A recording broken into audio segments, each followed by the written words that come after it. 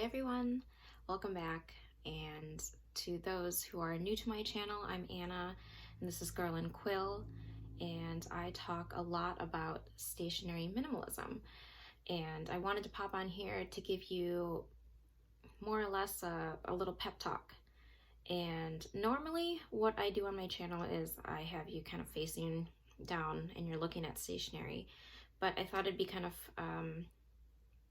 fun for you to at least see a face and get to know me a little bit more, and maybe encourage you to start decluttering if you are finding yourself frustrated or feeling guilty about your stationery buying.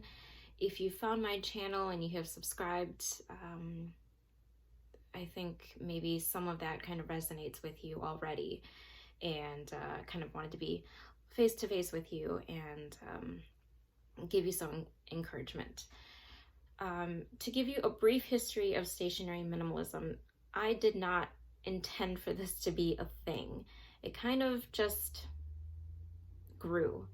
In 2016, I moved to Washington, and that was after 2 or 3 moves prior to actually moving across state, across the country.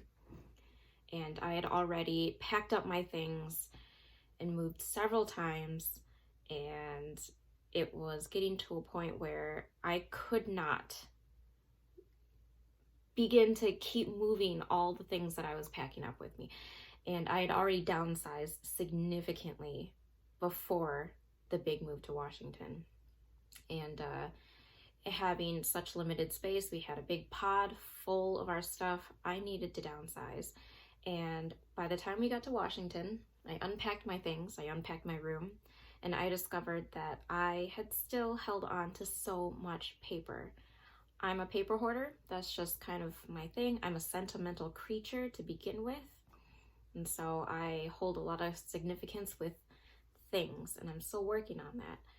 But I had boxes and boxes full of paper memorabilia, tickets, pictures, wrapping paper, little gift shop bags from stores that I'd been to that I really like,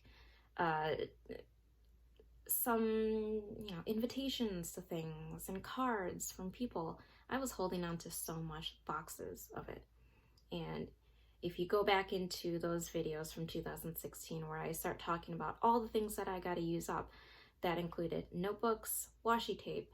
I had accumulated so much, especially since I started social media, when I had my Instagram account and when I started discovering traveler's notebooks, and that was around 2014. So to kind of give you a timeline of where I started all of this, but significantly, I started realizing and recognizing that I needed to get a hold of my paper hoard and my stationery accumulation in 2016.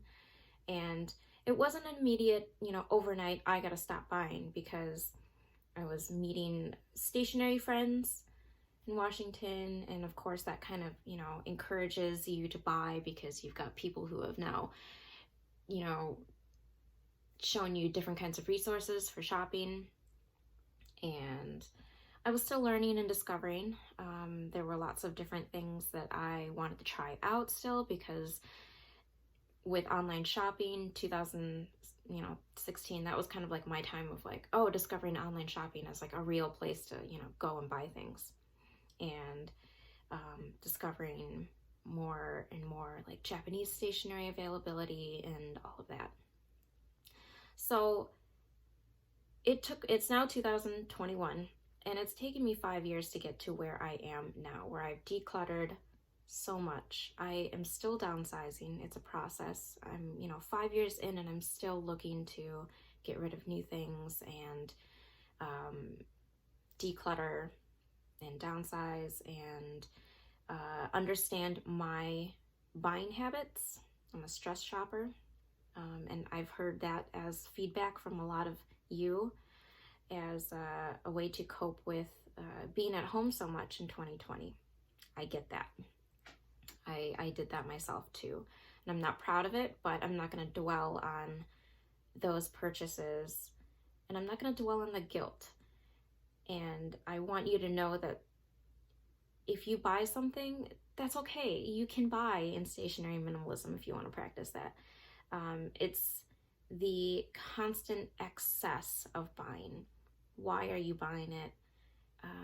Is it because you saw somebody on Instagram or social media? Is it a friend who recommended it to you and you think that if you buy it too, you're gonna journal like someone? Is it gonna make you a better journaler? But realistically, are you going to use the item?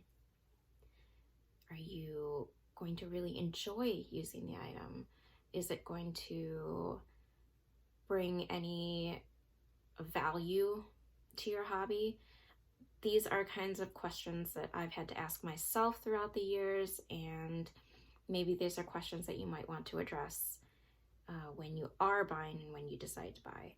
But I just want to make that clear. A lot of people kind of send comments to me saying, oh, I got to get better at buying. And yes, if you want to address that, if you recognize that you have a shopping problem, I know I did. I still love shopping, but it's just a matter of curating things that you love and you know you're realistically going to buy and use. And, you know, it's not going to break the bank, because that was one thing that I did want to address in my shopping, is knowing that I spent all my money on this stuff, and I'm going to admit it. I know maybe some people are in denial and they say, oh, well, I just love stationery and I want to buy it because of such and such reason. I'm going to tell you, I'm going to be transparent. I bought things because I thought it was going to make me a better journaler. It was going to make me the prettier journaler, the prettier planner. It was going to make me more productive, more efficient. It was going to pretty up the page to motivate me to plan more, to use this journal. And you know what? I have embraced my style. I guess if you want to have a style, I know what I like. I know what I use. So I'm just going to buy what I want to use right now. And also know that you have seasons in life. Your interests and your hobby is going to change with you. So recognize that as well. I've noticed that my want for certain stationery items has definitely changed throughout the years. For a while it was washi tape, and then it was stickers, and now I'm really into stamps. But I'm looking for more and more ways to kind of make it quote unquote more sustainable, if that's possible.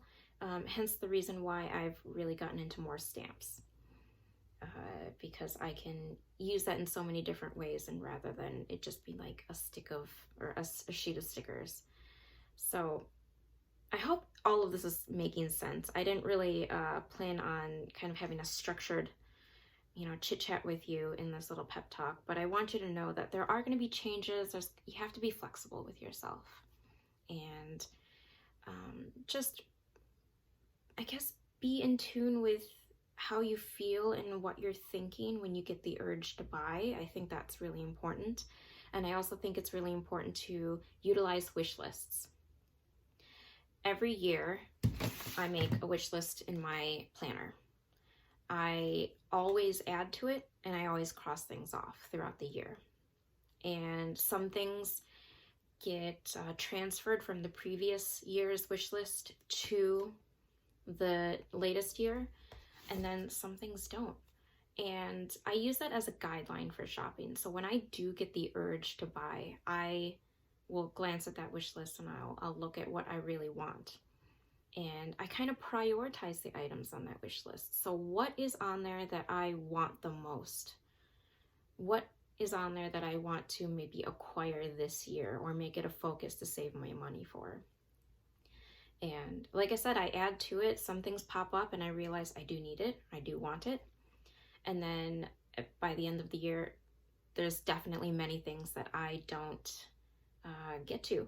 And sometimes it's nice seeing it written down, and you go back to it maybe weeks later, months later, and you realize, no, I don't want it after all. And that's okay too, and I end up crossing it out. So that is one of my techniques. But into decluttering, the easiest way I can suggest in doing it is to start small. And I've done this in a small scale and I've done this in a larger scale. But I would suggest that you go and get a basket, grab a basket that you have at home. Most of us have a spare little container. So a basket, a bowl, even like a large coffee cup that you're not even using if you really want to make it easy on yourself. But the purpose is to not get something really big because that's just going to discourage you.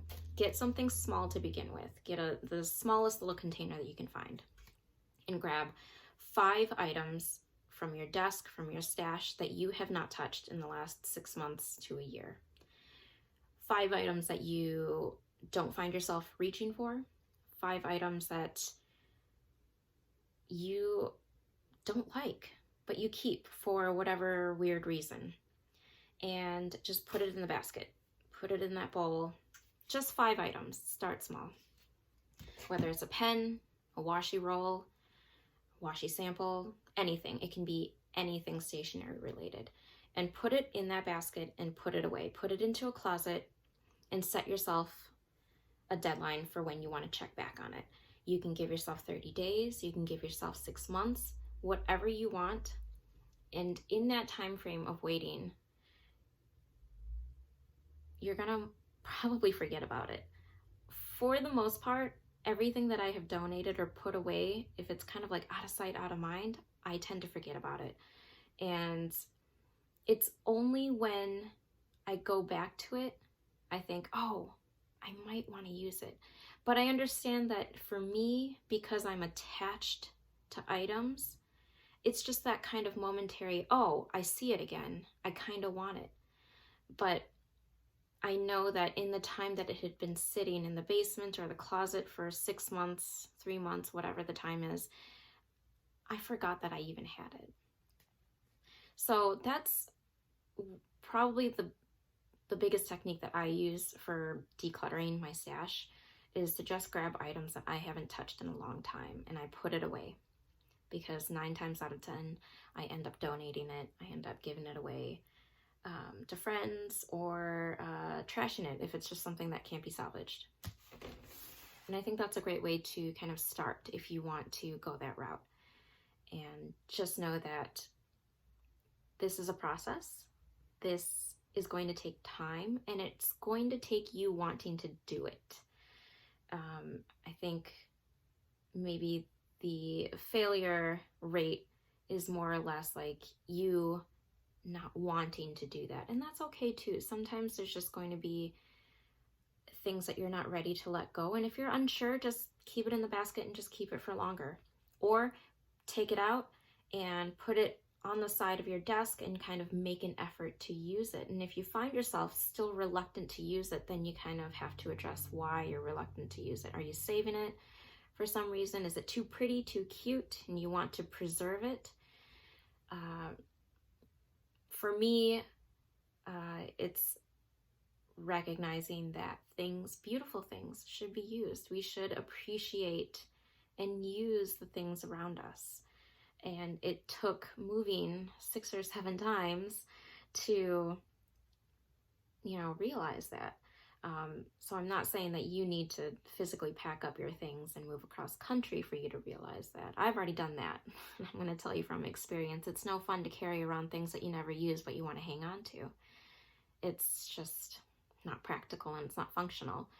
And why spend the money on beautiful things if you're not going to use it? So use that sheet of stickers, use the beautiful pens and the inks and the, washi tape, and it's, you're going to enjoy it and you're going to be more creative with the things around you once you start using them.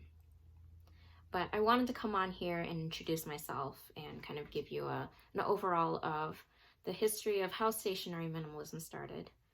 For me, my experiences, and just kind of how I go about it. I hope I elaborated enough. I'm sure once I go back, I'll probably think about like 5 other things that I wish I would have said, but I hope this encourages you to continue on in your journey if you're in the midst of it, and to start off the new year with intention and inquiring, or curating, I should say, and curating beautiful things for your journal and your hobby, and to just be flexible and give yourself grace and just enjoy the hobby itself. Just know that journaling is you, a pen, your thoughts, and that's it. So happy journaling, and I will see you in my next video.